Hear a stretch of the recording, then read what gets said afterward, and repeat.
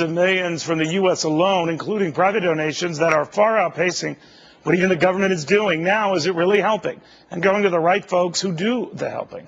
Republican Congressman Scalise of Louisiana is trying to make sure that it does. He has given Secretary of State Hilary Clinton some insight on what did and didn't work with relief in his own state after Hurricane Katrina. Congressman, good to have you. Thanks for coming. Thanks, Neil. Good to be with you. What did you tell her? What did you say avoid or do? Well, one of the most important things is, we had the military come in not long after Hurricane Katrina to really try to reestablish order as lawlessness has started to break out, and also to help with the setting up of the distribution network so that we could get relief supplies in. There were so many people trying to send us relief supplies, and yet it was very hard to get that moving to people who needed it.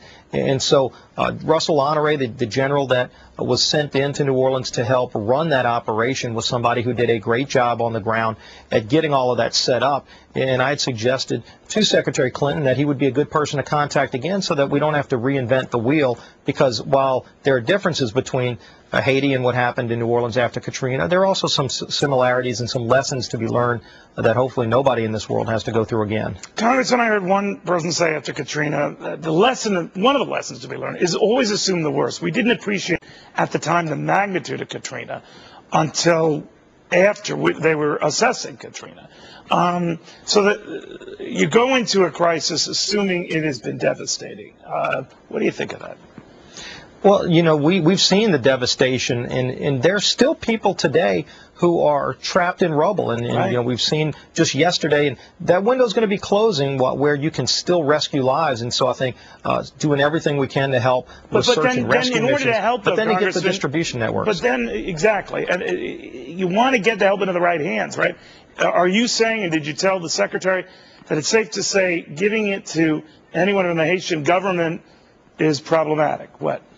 Well, and there really is no Haitian government set up right now. They've asked us to come in, and we are. I know the U.S. Air Force is running the airport so that they can at least get supplies in, and then setting up a distribution network is critical right now, because you can't just drop it off, and there are literally gangs that are out there that'll come and steal the food from people who need it. So you need to make sure that for all the people that want to send help, that help gets to families, to their kids right now that are walking around without parents, and we need to help set up that distribution network so we can get the basic supplies, food and water, to people who need it, and then to try to help them restore order so that you can at least get the relief to people, get doctors in that can provide much needed medical relief. But who's calling the people. shots there? If the Red Cross is working with Catholic Charities and United Way and all these, who is saying, all right, you go here, you go here, you go here, you go outside of Port-au-Prince, you stay in Port-au-Prince, you go out into the hinterlands? Who's making those decisions? Well, I'm not sure if that detailed of a plan has been put in place yet. That's why I'd suggested that somebody like General Honore would be a good person to go to, because he did set all of that up and did direct those efforts here on the ground in New Orleans. And you don't want to have to figure all of that out from scratch right now, because time is of the essence.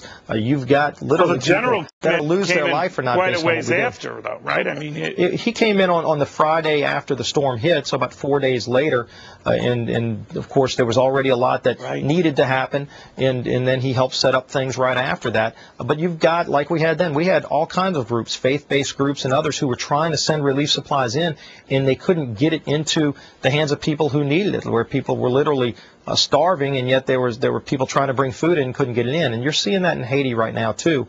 There are groups, and I've talked to faith-based groups just in the last 2 days, that have thousands of pounds of food and other relief supplies, and they haven't been able to figure out how to get it in. And so we need to quickly move to make sure that those people that do want to help, not only by sending money, but by sending the food and medical supplies, they can get that in quickly, because the people can't wait.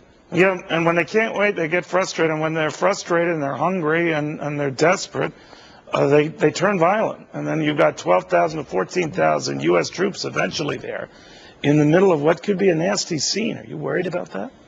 Absolutely, and we saw it to a smaller scale in New Orleans, but this is a country that's had a history of some lawlessness, and it's going to be a matter of time before they have these gangs that are roving around and going and looting and stealing food and basic supplies from people who really need it, and whatever we can do to help stop that from happening. That's why the distribution network is so important to get set up quickly, because time is ticking. Congressman, thank you very much. I know you're trying to see some good be done there. We appreciate your insight, especially from the Katrina experience. Thank you, sir. Thank you, Neil. Well, Blu-ray players half off for MLK Day. It's